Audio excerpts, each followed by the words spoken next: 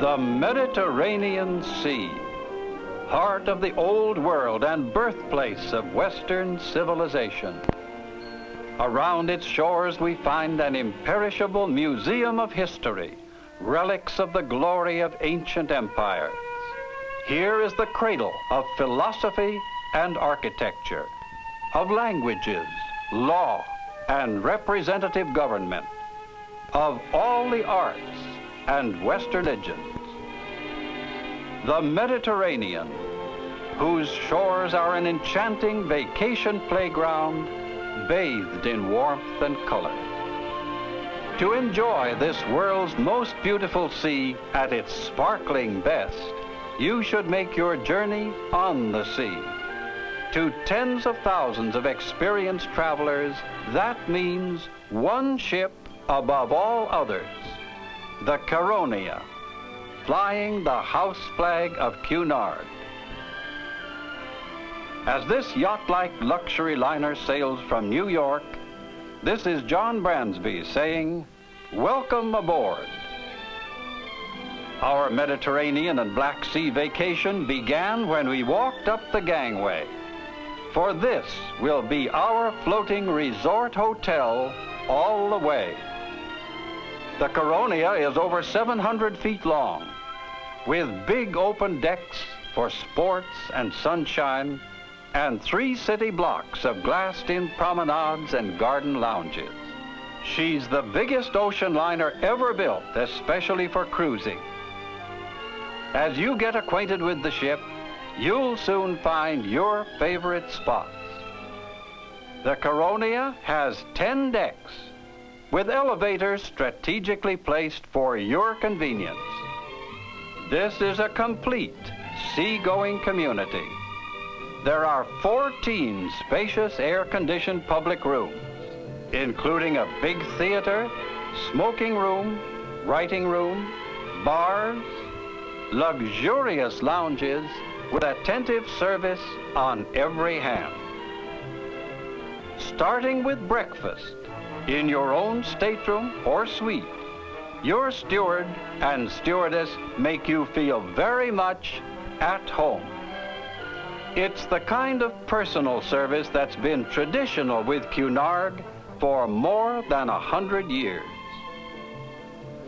The many others who help to make your journey pleasant include the Caronia's cruise director and his staff, who plan the daily programs and special events at sea, and the shore excursion staff who plan and guide your trips ashore. At the captain's reception, we're greeted by the ship's master, the staff captain and senior officers. They welcome us on behalf of the full crew of more than 600 men and women.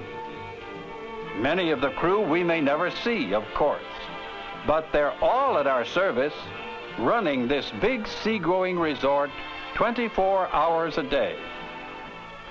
Whatever activities we enjoy, we discover congenial cruise companions who like to do the same things. If you haven't kept up with the latest steps, don't worry. There's a dance team who not only entertain but teach as well in dancing classes or private lessons.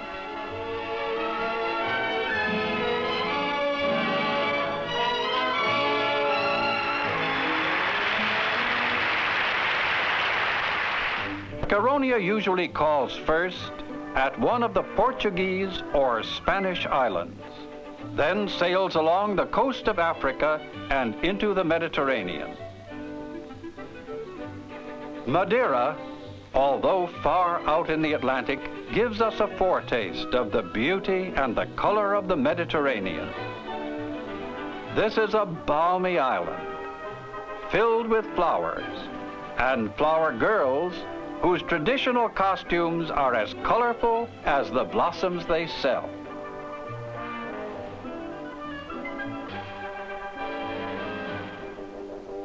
The biggest thrill in Madeira is a ride down the mountain in a basket sled. On greased runners, you speed over the cobblestone pavement 4 miles in a few minutes.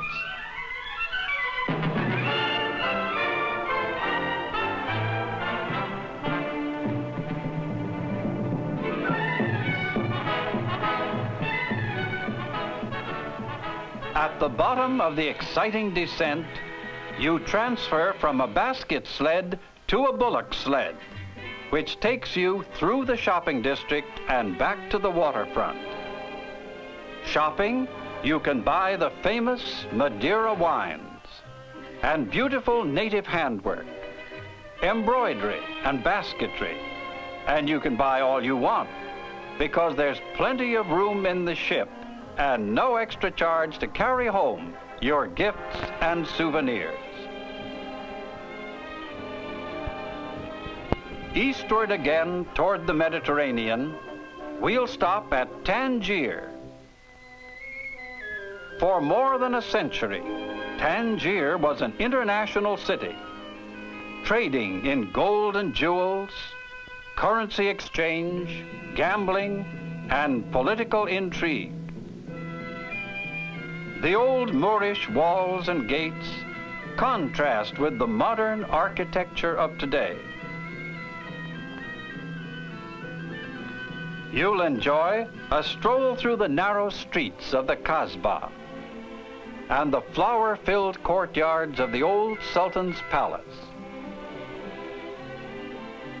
Here we shop for Moroccan handcrafts, all sorts of beautiful and useful articles and gifts in hand-tooled leather and hammered brass.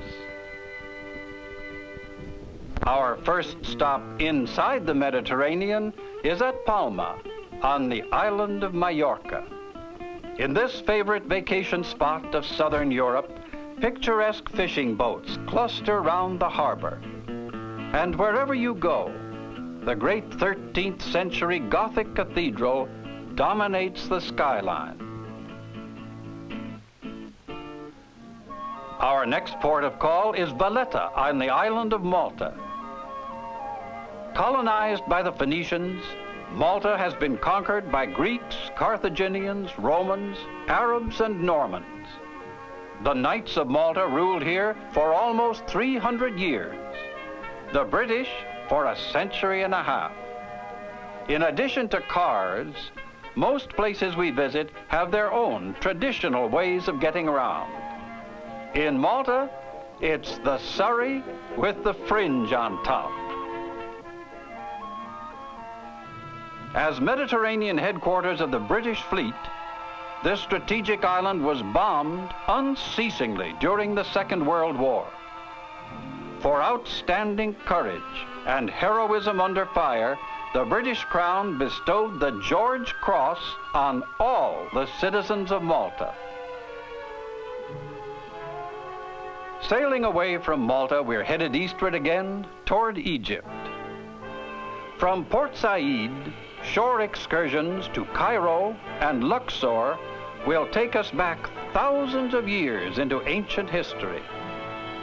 However, if your first view of Cairo happens to be this view, you may wonder, as I did, if some Oriental magic has taken you back to the New World, perhaps to the Gold Coast of Florida.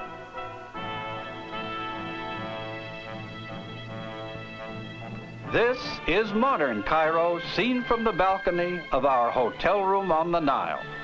But just look down at the river, and suddenly you're back in ancient Egypt.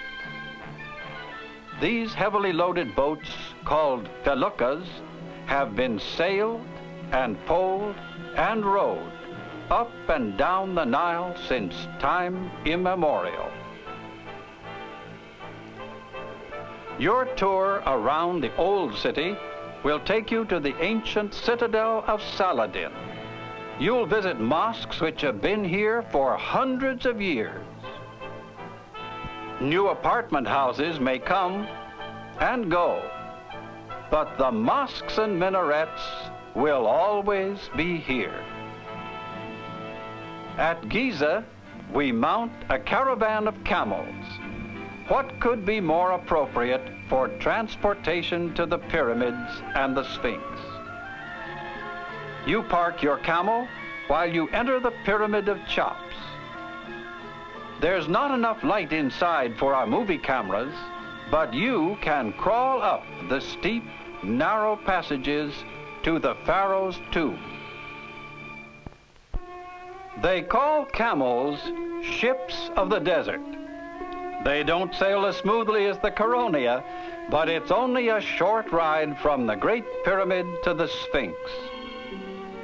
The ancient Sphinx, whose enigmatic eyes of stone have watched men and camels come and go for 2,000 years.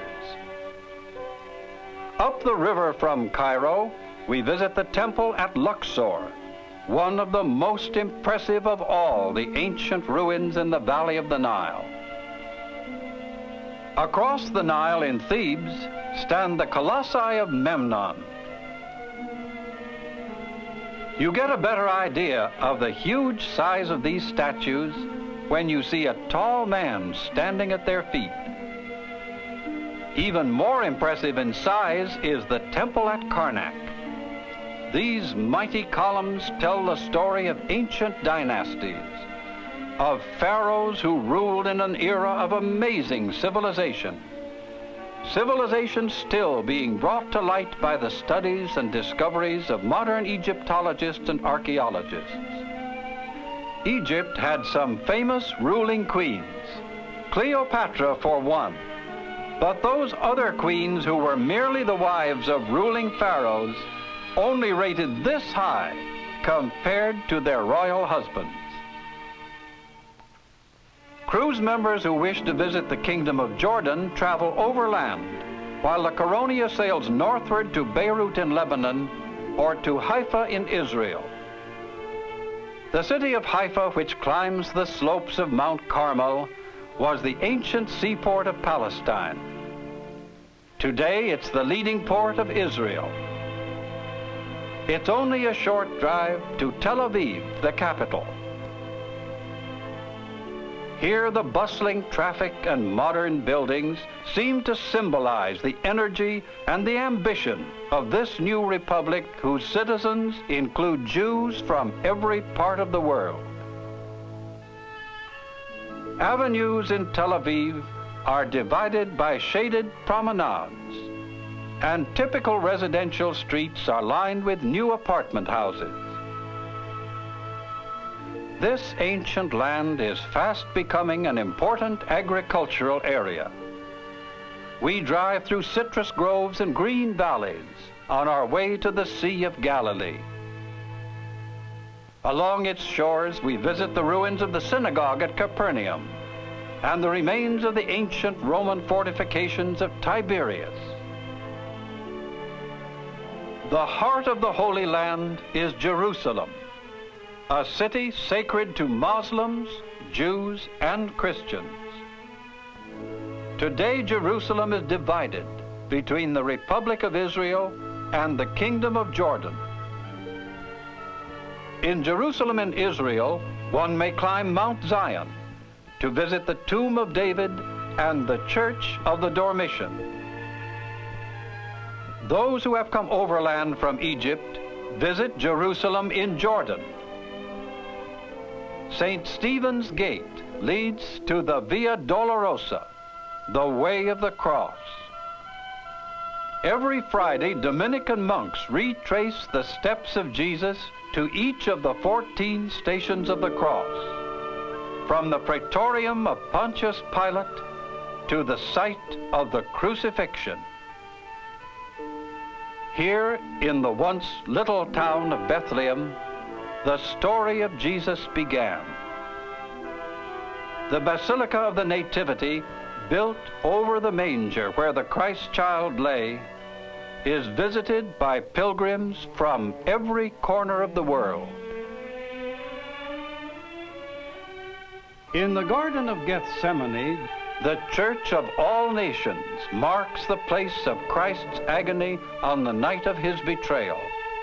Here in the garden, Jesus and his disciples walked among olive trees whose descendants, ancient and gnarled, still bear fruit. The road to Jericho, far different now than in biblical days, still leads to the same historic spots. Among them, the River Jordan, where Jesus was baptized by John the Baptist. A boat ride on the Jordan, holiest river of Christendom, is an experience no one ever forgets. From Yalta, the Caronia sails up through the Aegean Sea, the Dardanelles, the Sea of Marmara, and the Bosphorus to Istanbul, once called Byzantium. This strategic crossroads is on the narrow straits that separate Turkey in Europe from Turkey in Asia. As eastern capital of the Roman Empire, it was called Constantinople for 1,600 years. Now it's Istanbul, and the skyline includes modern buildings, graceful Muslim domes and minarets, and massive forts that once guarded the city. When the Caronia anchors in this crossroads of the east and west, we go ashore to browse through fabulous bazaars, narrow streets, ancient courtyards, and famous mosques. The Blue Mosque, named for its unique blue tile interior, is the only mosque in the world with 6 minarets instead of the usual 4. The Mosque of St. Sophia is today a great Byzantine museum. In the Black Sea, the Caronia may visit Varna in Bulgaria, Constanza in Romania, Odessa and Yalta in the Soviet Union. An unusual side trip goes inland from Constanza to Bucharest. Here in Romania's capital, we see flower-filled parks, ancient churches and beautiful relics of early days, contrasted with the modern business buildings and apartments of the new People's Republic. This imposing building isn't a palace, but a modern printing plant. In the fascinating Romanian Village Museum, we wander through a whole town, from an ancient wooden church to old peasant homes and farm buildings collected from every part of Romania. Houses contain authentic furniture, implements and clothing in colorful old peasant styles.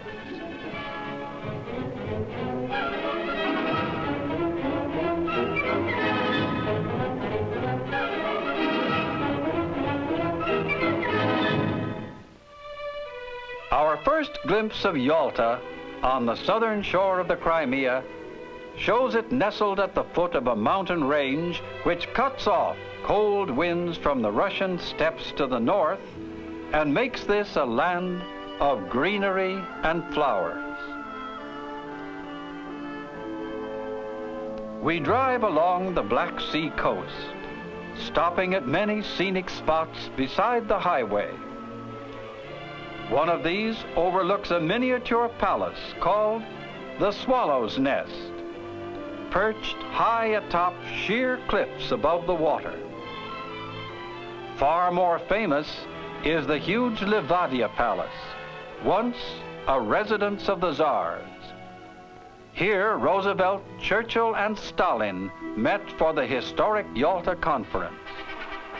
Roosevelt lived here in the Livadia Palace, but Churchill preferred the Vorontsov Palace nearby.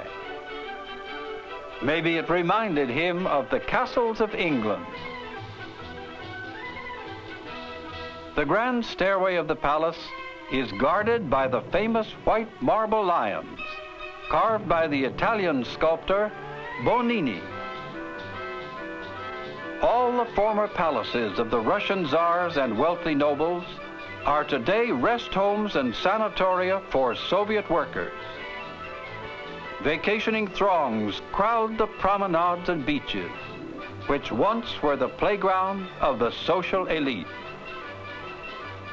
This beach may be small compared to Coney Island, but it's obviously just as popular. In fact, you'll have more elbow room back at sea in the Caronia.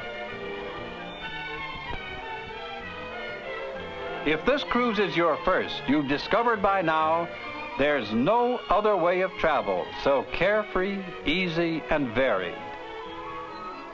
Days at sea between ports of call give us a welcome chance to relax and rest between shore excursions. No packing or unpacking for every stop. On cruise, we have all of the comforts and none of the work. If you do have energy to spare, there are big sports decks and plenty of other people who like to play.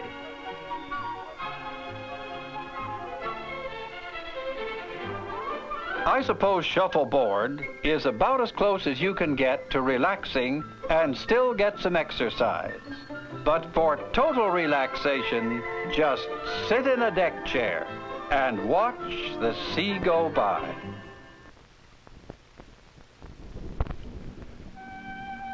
If ever there was in the world a city whose fame will live forever, it was ancient Athens. Immortal Athens, crowned by the temples of the Holy Rock, the Acropolis. As we drive through modern Athens, we see relics of many ages. The Roman Arch of Hadrian looks down on the bustle of 20th century traffic. On every hand rise monuments to Athens' glory. You'll stop to gaze up at the magnificent columns of the temple of Olympian Zeus, once the greatest temple in the city. You'll visit the Theseum, whose classic form reflects the beauty of the distant Parthenon. And finally, you'll climb the Acropolis itself, the holy rock of ancient Athens. These colorful young men are soldiers of the Greek palace guard. The Caryatids, among the best-known classic figures of Greece, gaze across at the Parthenon. For centuries, visitors from round the world have come to study this marble masterpiece of Doric style, the most perfect building ever constructed by man. From Athens, the Caronia steams through the Adriatic Sea to Dubrovnik, the most beautiful port on the Dalmatian coast of Yugoslavia. Dubrovnik is a medieval city, little changed in appearance since the Middle Ages. The massive fortified walls which encircled the city were built to protect it from attack. From this vantage point, we can see the entire length of the main thoroughfare, from which narrow stair-like streets climb to the walls above. There are no vehicles inside the walls, so you may stroll or jaywalk wherever you like. From Dubrovnik, our route goes up the Adriatic Sea to that amazing city which for centuries was the greatest sea power in all the world, Venice. Venice is a city of surprises. One of them is to find your floating hotel resort docked right in the middle of town. Of course, there aren't any cars, but it's just a short walk to the Doge's Palace and the famous Bridge of Sighs. Or, of course, you can go by gondola.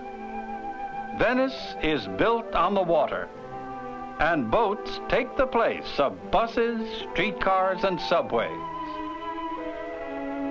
The Grand Canal is the main street of Venice, lined with homes, hotels, churches, and art galleries, and spanned by some of the city's hundreds of bridges. As we leave the Grand Canal, we approach the famous heart of Venice, St. Mark's Square, whose buildings include the Campanile, the great bell tower which rises above the Venetian skyline. The Church of St. Mark's is one of the world's finest examples of Byzantine architecture. The bronze horses were brought from Constantinople as a prize of war in the year 1204. From the famous clock tower, the winged lion of St. Mark has looked down on the busy square for 450 years.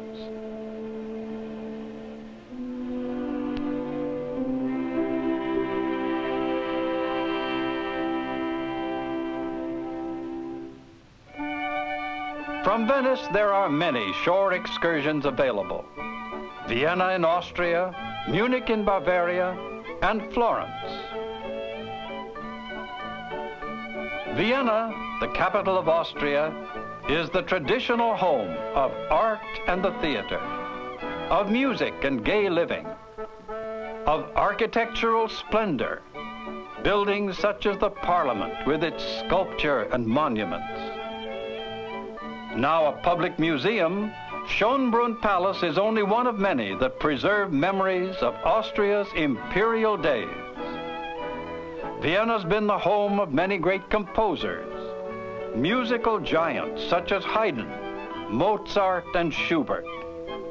You can visit this house where Beethoven lived and worked, and see the beautiful memorial to Johann Strauss, the composer of waltzes to which the world still dances. Florence is the city of art, filled with the works of Michelangelo, Raphael, Titian, Leonardo da Vinci, and countless others. There's the beauty of mellowed age in such structures as the Ponte Vecchio, the city's oldest bridge. In historic squares, you're surrounded by ancient palaces and monuments. Even strolling outdoors, you can see famous works of art, such as these doors by Ghiberti on the baptistry of St. John the Baptist. Not far from Florence, at Pisa, is the famous Leaning Tower. This cathedral bell tower, 179 feet high, leans more than 16 feet out of the perpendicular. If you imagine it may fall over when you climb to the top, just remember it's already been leaning for more than 600 years. On our way from Venice to Naples, the Caronia sails round the boot of Italy to Sicily, where we visit the ports of Catania and Messina and drive to Taormina. Here are some of the Mediterranean's most beautiful scenes to add to your collection of postcards or color slides. In narrow streets, you can shop for colorful Sicilian handcraft and souvenirs. The blue Bay of Naples lies at the base of Vesuvius, that mighty living volcano which almost 19 centuries ago completely buried the thriving city of Pompeii with most of its inhabitants. Today, after generations of excavation, visitors can walk through miles of streets once lined with beautiful homes and busy shops. Here's a bakery with grinding wheels to mill the grain, and the bake oven itself, just as it was on that fatal day. The seaside city of Herculaneum was covered by 50 feet of volcanic mud that pushed away the sea and left the community buried in the earth. Excavation started here more than 200 years ago. You'll see excavated works of art in the museum in Naples, but you can see other statues, paintings, and mosaics right here where they were discovered, amazingly preserved after almost 1900 years.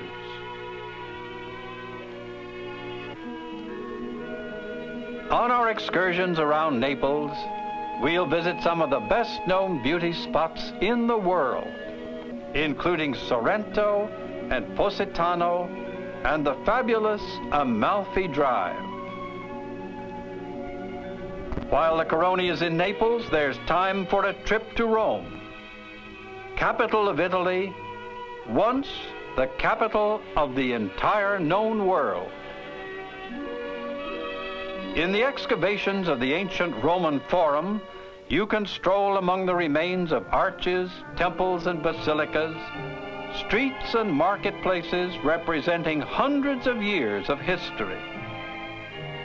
Close by is the triumphal arch of Emperor Constantine the Great, built in the year 315 AD, and beside it the Colosseum, completed more than 200 years earlier.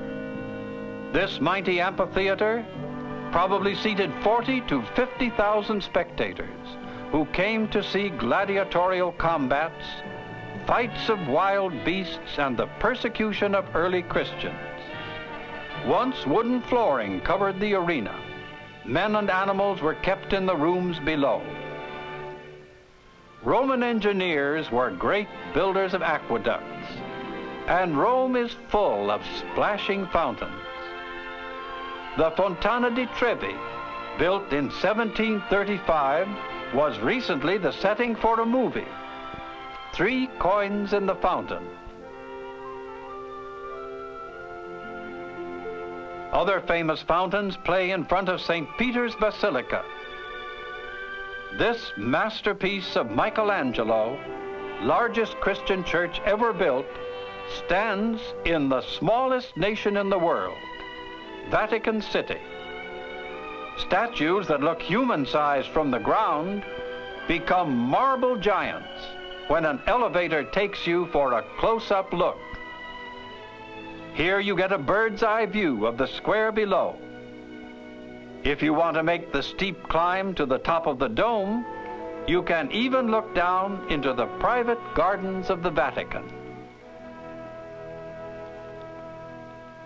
Another excursion from Naples leaves from the dock beside the Caronia and crosses the blue bay to the fabulous island of Capri. From the tiny harbor, the road climbs up to the towns high above. Capri's been written about, sung about, photographed, and painted. But the views don't need any words of praise.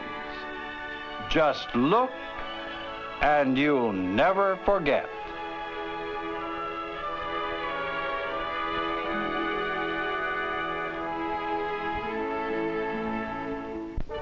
After all the varied excitement of Italy, it's nice to be welcomed home again, to enjoy the comfort of air-conditioned staterooms, private baths, and telephone service.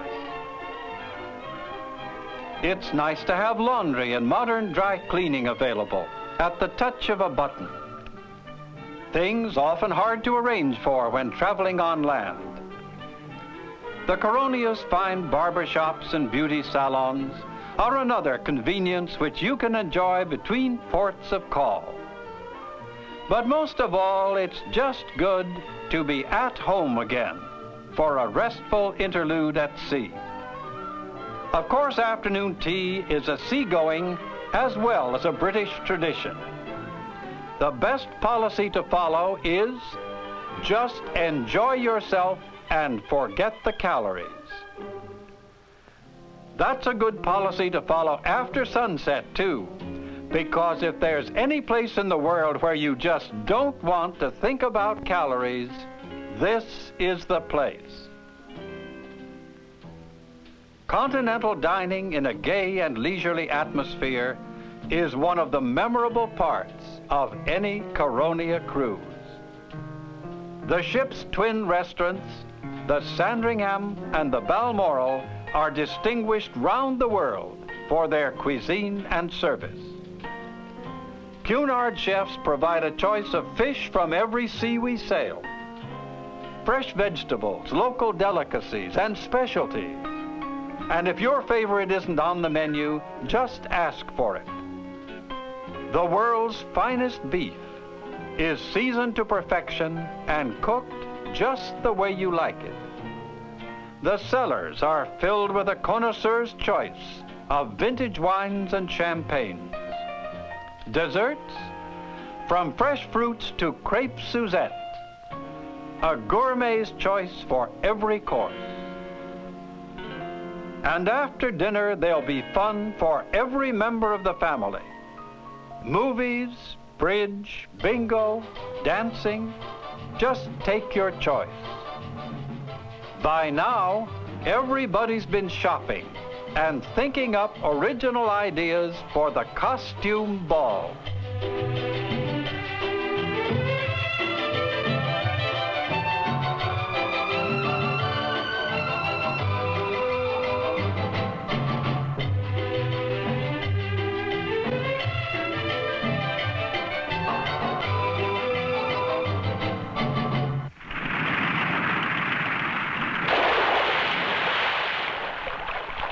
When our floating resort anchors in the beautiful harbor of Villefranche, we're in the heart of the Riviera.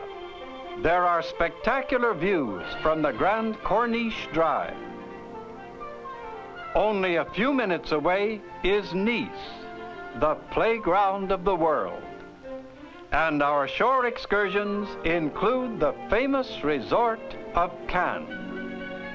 We look down on the Principality of Monaco, a nation so small we can photograph it all in this one view. Monaco's most famous building is the casino at Monte Carlo, where you gamble with your money or just enjoy the sights. Another attraction is the palace of Prince Rainier and Princess Grace, once the American movie star Grace Kelly, who became the First Lady of Monaco. Here, old tradition remains, symbolized by the colorful changing of the palace guard.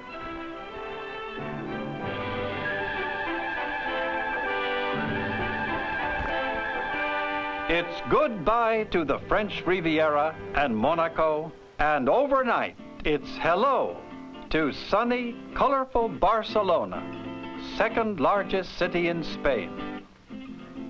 Here at Barcelona, we visit the Spanish Village, a permanent exhibit of architectural styles from every region of the country. Artists working in their shops and studios demonstrate the beautiful native arts and crafts. You can buy souvenirs in the shops or do your bargaining by the roadside in real Spanish style. An automobile tour from Barcelona takes us up into that land of fantastic rock formations called Montserrat. In the midst of these giant boulders that rise skyward from the plain is one of the oldest monasteries in Spain, filled with relics and art, including a famous Black Madonna. Above the monastery, a funicular railway takes you still higher up the jagged ridge. Montserrat is the setting for Wagner's opera Parsifal, for according to legend, it was the monks of this holy monastery who guarded the Holy Grail.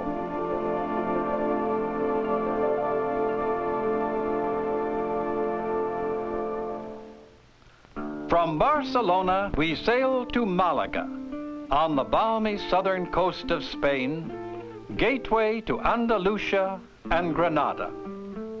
On our tour of the city, we'll see the historic cathedral, the Alameda Gardens, and the shopping section. Malaga has a famous bull ring, too, the Plaza de Toros. If there's a bullfight today, maybe you'd like to take a look at this national sport of Spain.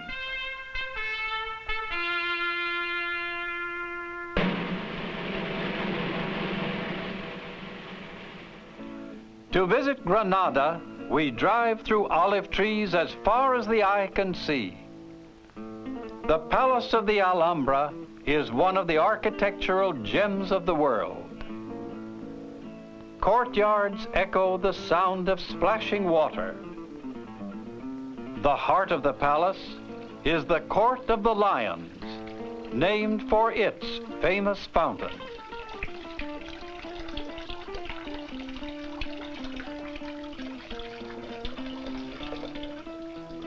Intricate arches with their delicate lattice work of Arab designs have been amazingly preserved over the centuries. Close by is the Generalife, the summer palace, where pools and fountains cool the flower-filled courts.